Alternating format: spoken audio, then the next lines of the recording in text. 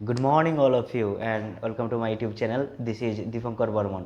और आज का इस वीडियो में हम बात करेंगे रेलवे डिपार्टमेंटल एग्जाम के बारे में। हाँ, डिपार्टमेंटल एग्जाम जैसा कि LDCE एंड GDCE। ये LDCE एंड GDCE क्या होता है, इन दोनों में से डिफरेंसेस क्या क्या है, कौन किसके लिए एलिजिबल है, कैसे अप्लाई करना है और कैसे ये एग्ज़ाम क्रैक करके ऊपर तक प्रमोशन लेके ऊपर तक जाना है, तो इसके लिए डिटेल्स में बात करेंगे। चलिए शुरू करते हैं। देखिए, ये जो पहला LDCE limited departmental competitive exam, यहाँ पर लिखा ही है कि लिमिटेड। लिमिटेड का मतलब ये स्पेसिफिक एक डिपार्टमेंट के अंदर निकलता है, ये डिवीज़न से निकलता है, ये जोनल लेवल पे नहीं निकलता है, ये एक डिवीज़न के अंदर निकलता है, एक स्पेसिफिक डिपार्टमेंट के अंदर। हो सकता है वो इलेक्ट्रिकल डिपार्टमेंट हो सकता है वो सिग्नल एंड टेलीकॉम डिपार्टमेंट हो सकता है वो कमर्शियल या अकाउंट्समेंट माने ऑपरेटिंग डिपार्टमेंट हो।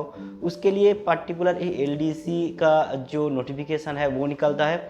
इस नोटिफिकेशन में पर्टिकुलर यहाँ पर लिखा ही रहता है, जैसा कि 25% LDC कोटा, या फिर 15% LDC कोटा, या फिर 30% LDC कोटा, या फिर 70% LDC कोटा।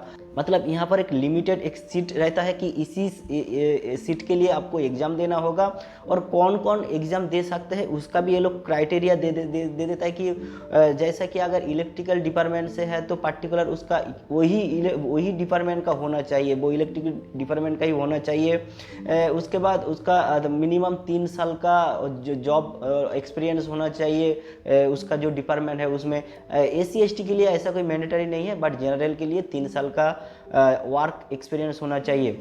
उसके बाद नोटिफिकेशन के आधार पर ये लोग एप्लीकेशन करता है।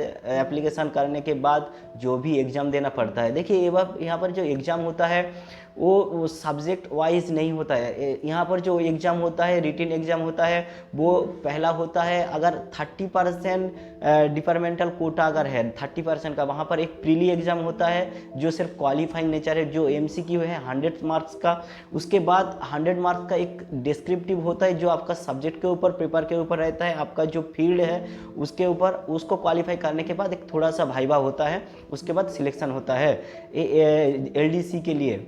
अगर 70% कोटा अगर होगा LDC एग्जाम का, तो वहाँ पर पर्टिकुलर ऐसा डिस्क्रिप्टिव मेंस एग्जाम नहीं होता है, एक ही एग्जाम होता है 100 मार्क्स का MCQ होता है, जहाँ से ये सिलेक्टेड हो जाता है।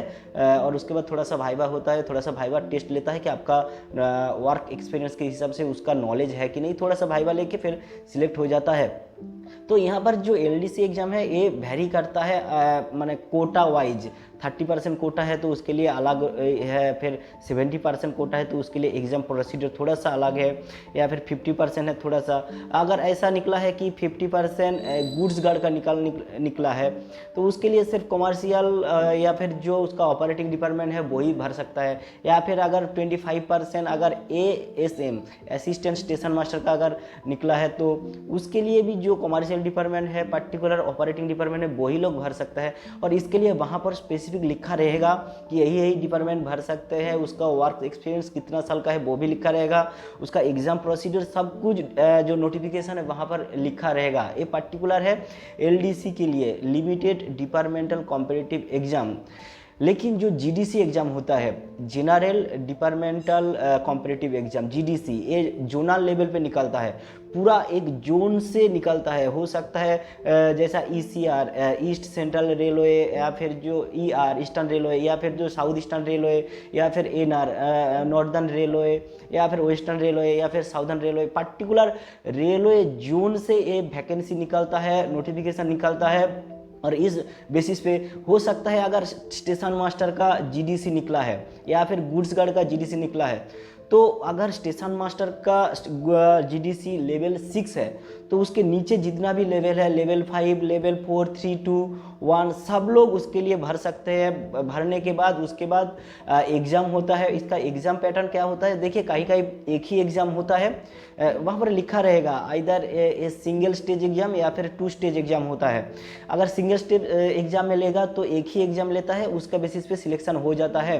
अगर गुड्स गार्ड का एग्ज़ाम लेगा तो एक ही एग्ज़ाम होगा और उसके बेसिस पे आपका फाइनल सिलेक्शन हो जाएगा। इसका या बार स्टेशन स्टेशन मास्टर का अगर आपका जीडीसी होगा तो एक ही एग्जाम होगा, उसके बाद साइको टेस्ट होगा, उसके बाद फिर सिलेक्शन हो जाएगा स्टेशन मास्टर के लिए। तो यही है जीडीसी एग्जाम का स्टेशन मास्टर, गुड्स गार्ड या फिर जो टीसी, यही सब के लिए निकलता है और सब लोग भर सकता है। इसके लिए कोई जॉब एक्सपीरियंस क्या ऐसा कोई लिमिट नहीं है। अगर आप आज ज्वाइनिंग किया है, अगर कल इसका वैकेंसी निकला है या फिर नोटिफिकेशन निकला है तो आप भर सकते हैं। इसके लिए कोई जॉब का कोई क्राइटेरिया नहीं है, कोई सर्विस पीरियड, कोई वर्क एक्सपीरियंस का कोई क्राइटेरिया नहीं है। सिर्फ रेलवे एम्प्लॉय होने से ही भर सकता है जीडीसी के लिए। इसका जो सिलेबस है वही कॉम्पिटिटिव एग्जाम का सिलेबस है, जैसा मैथ, जैसा रीजनिंग, जैसा जीके जीएस करंट अफेयर्स जैसा होता है जनरल कॉम्पिटिटिव एग्जाम का, वही सिलेबस होता है। उसके बाद एग्जाम देना होता है, 90 मिनट में 100 क्वेश्चन का एग्जाम होता है, उसको आपको पास करना होगा। यहाँ पर याद रखने वाली बात है कि ये एलडीसी या फिर जीडीसी जो भी एग्जाम होता है वहाँ पर अपर एज लिमिट 40 ईयर्स तक रहता है, मतलब 40 ईयर्स से ज़्यादा होने से नहीं होगा। 40 ईयर्स के अंदर जो भी एज लिमिट है सब लोग भर सकते हैं, लेकिन 40 ईयर्स से ऊपर नहीं भर सकते हैं। लेकिन जो एससी एसटी है वो लोगों को 45 ईयर्स तक छूट है। तो यही था ओवरऑल पूरा डिपार्टमेंटल एग्जाम के बारे में। जो एक तरफ है एलडीसी ही लिमिटेड डिपार्टमेंटल कॉम्पिटिटिव एग्जाम, जो डिपार्टमेंटल एक डिपार्टमेंट के अंदर जो है वही लोग भर सकते हैं, एक लिमिटेड है, इसके लिए वैकेंसी थोड़ा सा कम है। और इसका जो एग्ज़ाम पैटर्न है थोड़ा सा आपका जो फील्ड वर्क है, जो आपका सब्जेक्ट है, जो आपका डिपार्टमेंट है वहाँ से क्वेश्चन आता है।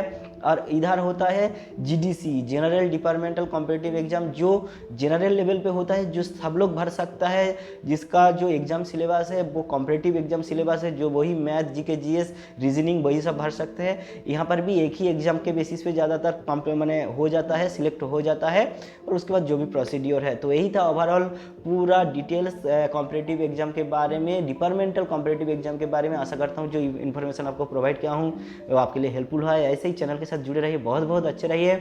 मिलते हैं नेक्स्ट वीडियो में। Have a nice day, bye.